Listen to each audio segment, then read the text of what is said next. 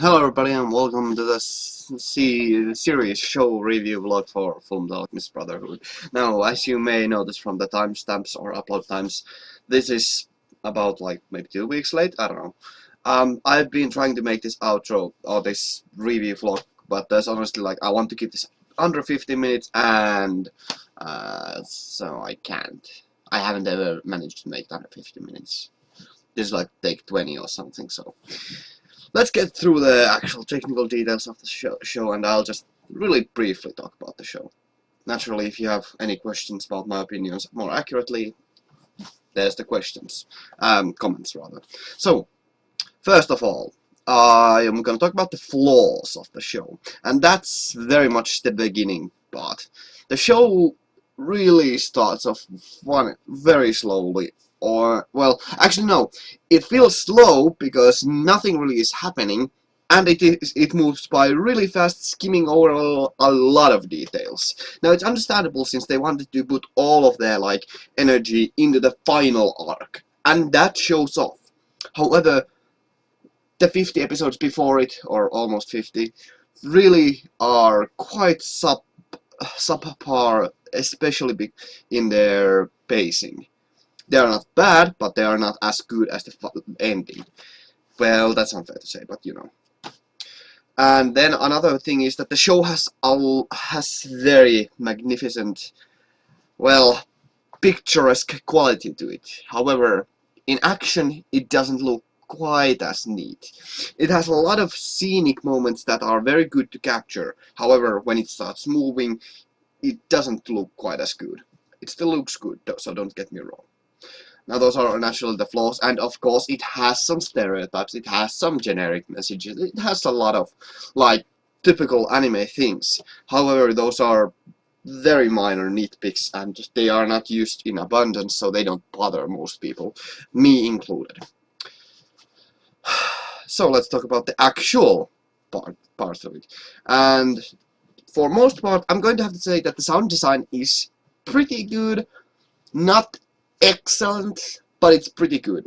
Most of the sound effects specifically are at the very least passable, and at some moments superb. The soundtrack is where I have some complaints.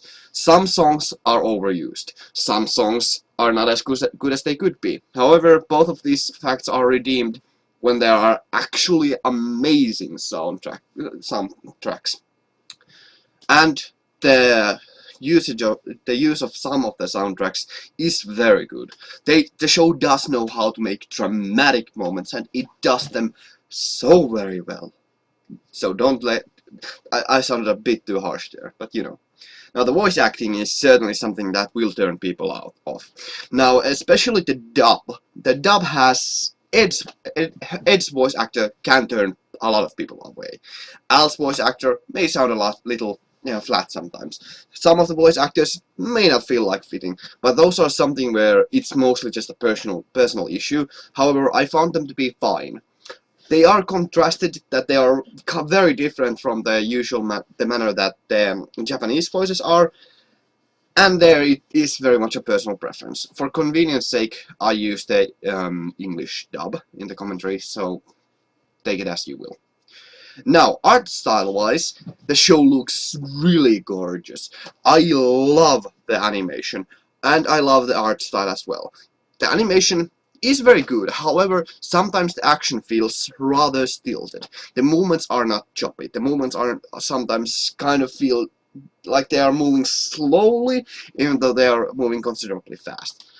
That is mostly so that they don't obscure the view, and the action is visible to all of us, but it sometimes makes it look a bit worse than it actually is. It's a little sleight of hand trick where they traded off fluidness to gain more clarity, and I think that really does support the show quite a bit because the action is really good, even with the flaws I've already mentioned. But the action scenes are really very creative and fun to watch, and sometimes they are very gruesome. The art style in general I found to be very good, very unique. Maybe not unique per se, as it is very surprisingly realistic, with some artistic choices, especially considering some of the chimera and some of the characters. However, the character designs in general are very creative. They have really pushed the boundaries of what well, no, they haven't actually pushed the boundaries, but rather they are pushing limits of reality to what could considerably be seen as realistic humans. Naturally, with some, so shall we say, artistic freedom there, mostly in the design of some muscular characters. And naturally, the chimeras and those, they look that like they could almost exist in our world with some unrealistic features to them. I feel that like that is down most of it. Well, the uncanny feeling that you get from them is actually pretty good for the purpose that they serve. So take that as you wish. And then we would have to talk about the story. Now, the story has taken a lot of influence from a lot of religions and philosophies, and also a general scientific principle. Now, I do feel like it is a very excellent, excellent study of the human condition and human struggles against immortality.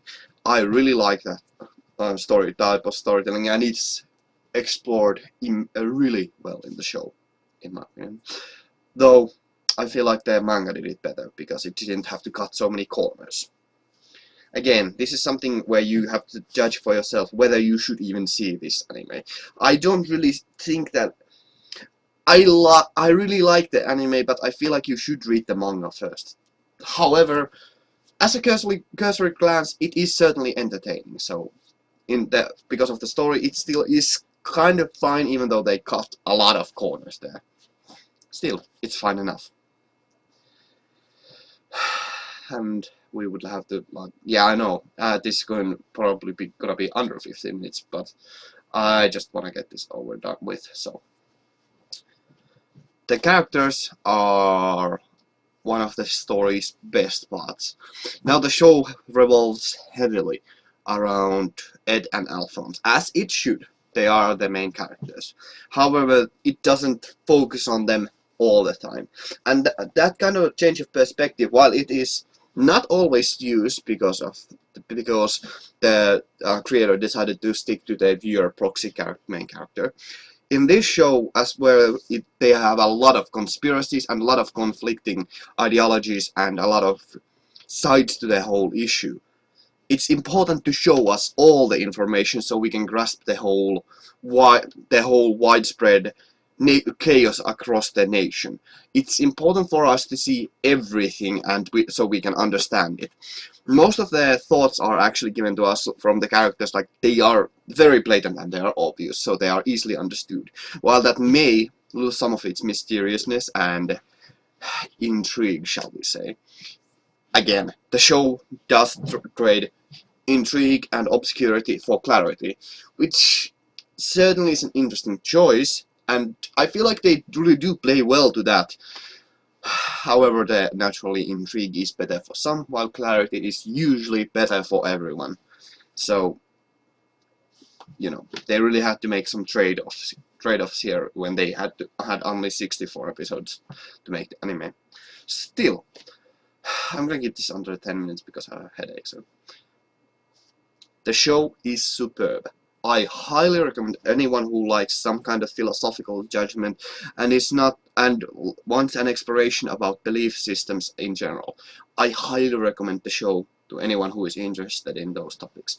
The show is interesting and fun to watch. It's entertaining, and for a lot of people it's also thought-provoking. Now, I can't remember exactly since I read the manga many years ago, but the show is certainly, even though it follows a lot of natural tropes for anime and storytelling in general, it does throw a few curveballs here and there, and even though the show definitely has its flaws, especially those I mentioned earlier, I still think it's an amazing show. It's at the very least in my top 10, though that's rather unfair to say considering how the manga itself is one of my favorite mangas, if not the favorite manga I have. So take that with a grain of salt, but I highly recommend if you are interested in philosophy or theology or science in general. It has interesting views on those and the applications of science in general, especially during wartime, and militaristic traditions as well. And yeah, I didn't talk about the characters much because I find the characters to be amazing. The characters are very well balanced and they are very well done, and almost all of the main characters have some intrigue to them, and they are flawed, good characters. Now, they are not the most amazing characters, but that's because the focus of the show wasn't exactly on the characters, but rather their interactions and interactions between each other, and their actions depending on circumstances, and how they deal with the issues that are thrown at them, and how they deal with the end of the world, basically, and with their own mortality as the key part. The show revolves around that issue, and I love it. I highly recommend everyone to watch the show, and even buy the official release, because naturally support the official release. So, I'm sorry again that this is a bit late, but this is a story that's hard to recap in a short amount of time. But I had to get this off my chest, so thank you all very much for watching. I'll hope you join me in another venture in the near future. So, I'll see you all in the future. Have a great day and stay awesome. Gunmu out. Thanks for watching.